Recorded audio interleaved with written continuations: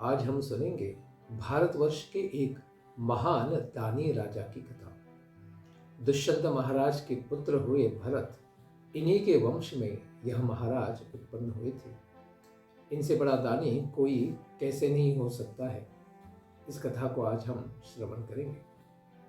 सुखदेव गोस्वामी कहते हैं, विथत अथवा भरद्वाज जो भरत महाराज ने दत्तक पुत्र लिए थे बृहस्पति के, इन्हीं के पुत्र हुए मन्यु।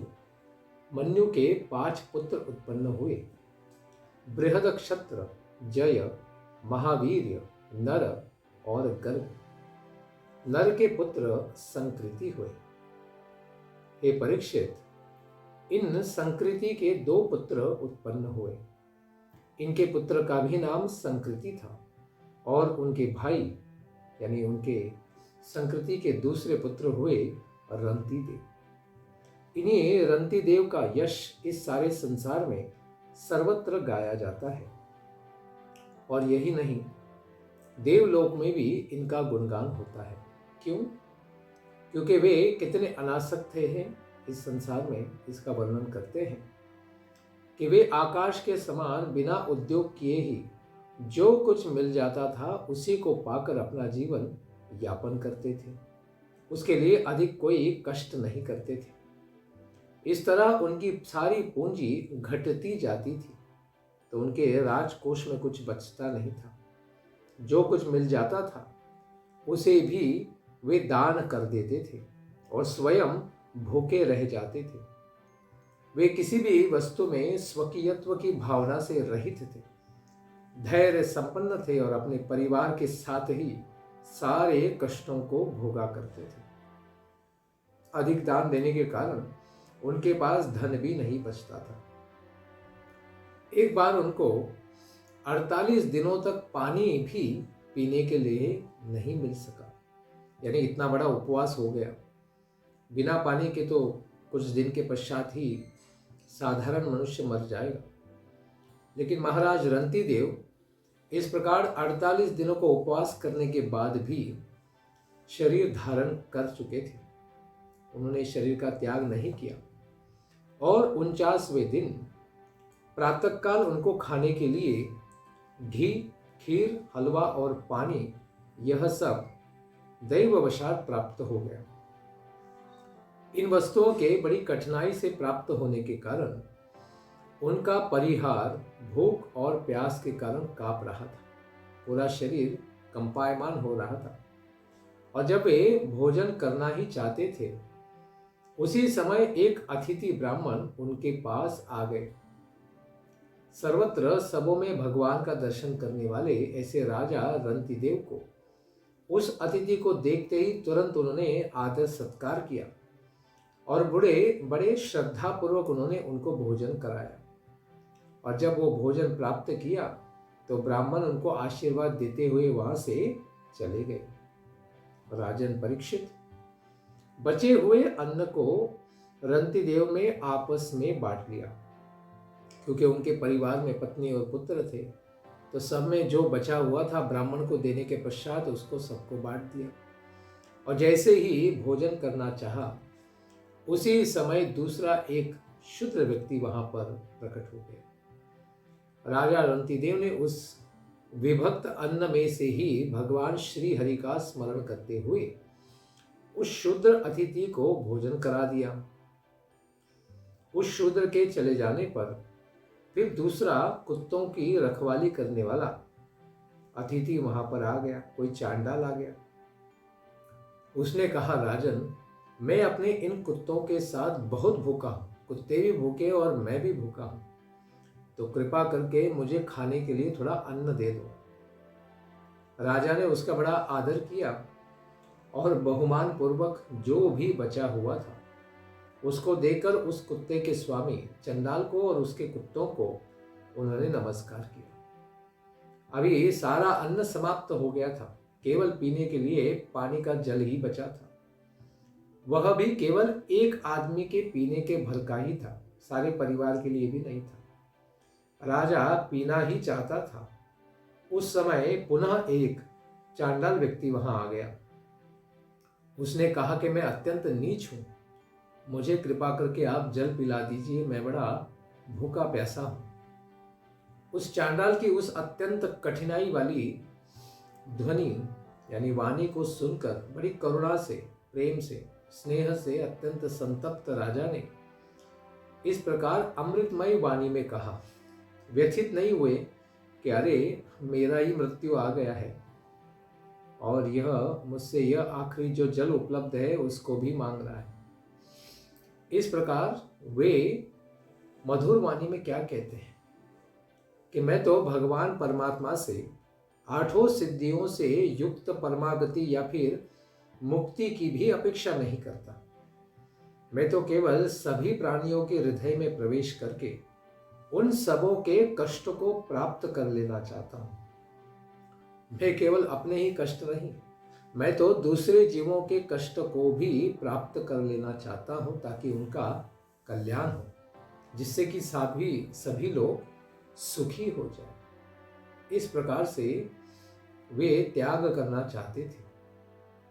यह दुखी प्राणी जल पीकर जीना चाहता था, उसको जीवन जल प्रदान करने से उसकी रक्षा हो गई। इसके कारण मेरे भूख, प्यास, परिश्रम, दीनता हो, थकान हो, शोक, विषाद या मोह हो, इन सब के अपने आप ही समाप्त होने को मैं दर्शन करता हूं। क्योंकि मैं इस प्रकार से भगवान जिसके हृदय में विराजमान है, ऐसे इस जीव की सेवा करने से मेरे स्वयं की सारी समस्याएं समाप्त हो रही हैं। इस प्रकार राजा रंतिदेव स्वभावतः अत्यंत दयालु थे। यद्यपि वे स्वयं प्यास से मरे जा रहे थे, किंतु यह कहकर उन्होंने वह जल उस चंडाल को दे दिया। फल चाहने वालों को फल प्रदान करने वाले त्रिलोकी के स्वामी ब्रह्मा, विष्णु और शिव जी स्वयं ही उनके सामने प्रकट हो गए और रंतिदेव महाराज को उन्होंने दिव्य दर्शन दिया। वे सभी भगवान विष्णु के द्वारा ही निर्मित मायाई थी।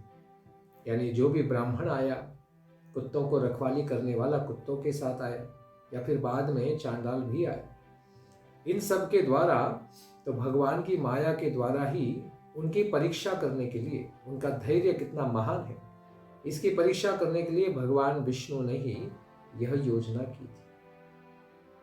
सबों से अनासक्त और निष्प्रिय राजा रंतिदेव ने उन त्रिमूर्ति भगवान को नमस्कार करके, ऐसे ही भगवान वासुदेव में परमा भक्ति होने के कारण ही दिव्य उनके चरणों पर दंडवत प्रणाम किया।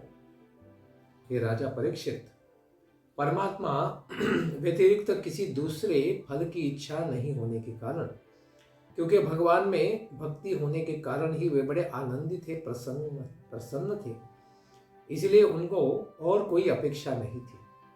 उन्होंने अपने मन को भगवान में ही लगा दिया। उसके कारण गुणमयी त्रिगुणात्मिका शक्ति उसी तरह से उनके लिए समाप्त होगी। माया का पर्दा हट गया, जैसे जगने पर स्वप्न समाप्त हो जाता है। भगवान को इतना सुंदर उन्होंने प्रसन्न किया, क्योंकि सारे जीवों को भगवान के अंश रूप में देखकर वे सबकी सेवा करना चाहते थे। इस प्रकार राजा की संगति के कारण सभी रंति देवानुयायी यानी उनके सेवक भगवान नारायण के आश्रित योगी ही बन गए। भगवान के सब लोग भक्त बन गए। मन्युपुत्र गर्ग के पुत्र शनि हुए। शनि के पुत्र गार्ग्य, और गार्ग्य क्षत्रिय थे, किंतु उनसे ब्राह्मण वंश उत्पन्न हुआ है। महावीर के पुत्र दुरितक्षय हुए। दुरितक्षय के 3 पुत्र हुए, तरेयारुणि, कवि और पुष्करारुणि। पुष्करारुणि इत्यादि दुरितक्षय के 3 पुत्र ब्राह्मण हो गए। भले क्षत्रिय परिवार में उत्पन्न होने पर भी वे ब्राह्मण हो गए। बृहत क्षत्र के पुत्र हस्ती हुए, और इन्हीं हस्ती के द्वारा फिर आगे जाकर अति प्रसिद्ध हस्तिनापुर को यानी उस नगरी को बसाया गया। हस्ती के 3 पुत्र हुए थे, अजमीड़, द्विमीड़ और पुरुमीड़। प्रियमेधा इत्यादि ब्राह्मण अजमीड़ के ही वंशज उत्पन्न हुए थे। इसलिए इस महान वंश को अजमीड़ वंश भी कहा जाता है। अजमीड़ के पुत्र बृहदिषु हुए, उनके पुत्र बृहदभानु हुए, उनके पुत्र बृहत्काय हुए तथा उनके पुत्र जयद्रथ उत्पन्न हुए। जयद्रथ के पुत्र विशद, विशद के पुत्र सेनजीत हुए। उनके 4 पुत्र हुए, रुचिराश्व, दृढ़हनु, काश्य और वत्स। रुचिराश्व के पुत्र पार हुए और पार के पुत्र पृथुसेन उत्पन्न हुए। पार के पुत्र नीप भी हुए और उनसे फिर 100 पुत्र उत्पन्न हुए थे। इन नीप ने ही छाया शुक की पुत्री यानी शुकदेव गोस्वामी की पुत्री कृबी के गर्भ से ब्रह्मदत्त को उत्पन्न किया था। ब्रह्मदत्त एक महान योगी तपस्वी हुए थे। उन्होंने सरस्वती नामक पत्नी के गर्भ से विश्वक्सेन नामक पुत्र को उत्पन्न किया था। तो कोई कहेंगे कि शुकदेव गोस्वामी तो बड़े तपस्वी और नैष्टिक ब्रह्मचारी थे, तो उनका किस प्रकार से पुत्री उनको उत्पन्न हुई? तो इस प्रकार से बताते हैं कि हरिवंश आदि पुराणों में कहा गया है कि पराशर वंश में यानी पराशर के पुत्र व्यास और व्यास के पुत्र शुकदेव उत्पन्न हुए। ऐसे व्यासदेव के पुत्र के रूप में अरणि मंथन से धूम रहित जलती हुई महान अग्नि के समान ही यह शुकदेव उत्पन्न हुए थे, यानी वे नैष्टिक ब्रह्मचारी थे। और वे पितरों की कन्या के गर्भ से कृष्ण, गौरप्रभ, शंभु, भूरिश्रुत, जय, छठवे, कीर्तिमती कन्या इन सबको उत्पन्न करेंगे।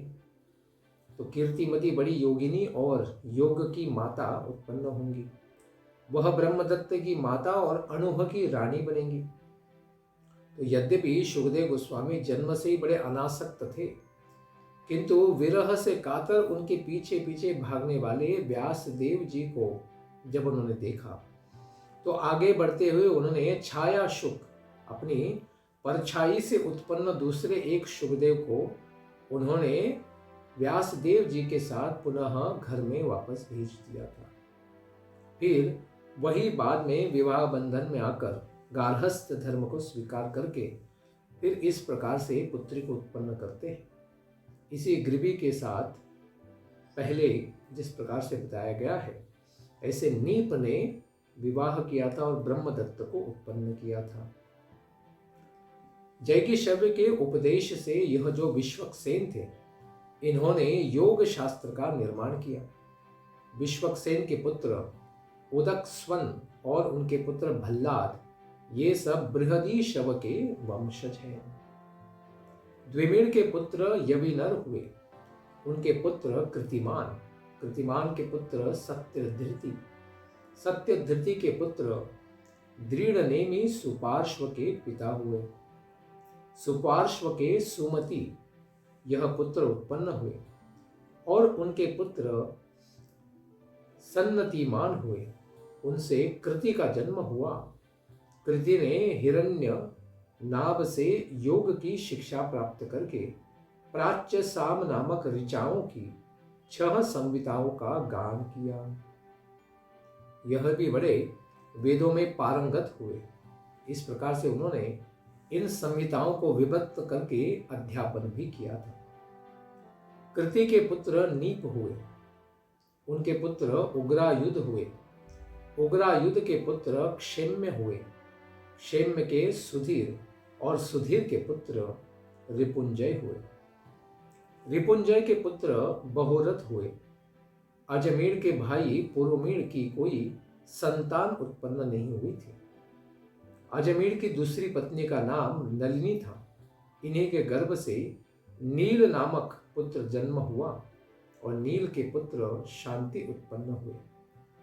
शांति के पुत्र सुशांति हुए और सुशांति के पुत्र पूरज उत्पन्न हुए। उनके पुत्र अर्क हुए। अर्क के पुत्र गर्म्याश्व हुए और उनके पुत्र मुद्गल इस प्रकार से उत्पन्न हुए। मुद्गल के साथ ही और 4 पुत्र उत्पन्न हुए थे। ऐसे भरम्याश्व के 5 पुत्र उत्पन्न हुए।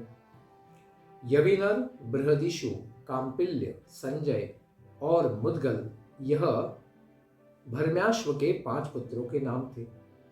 भरम्याश्व ने कहा कि मेरे 5 पुत्र 5 देशों के प्रशासन करने में समर्थ हैं।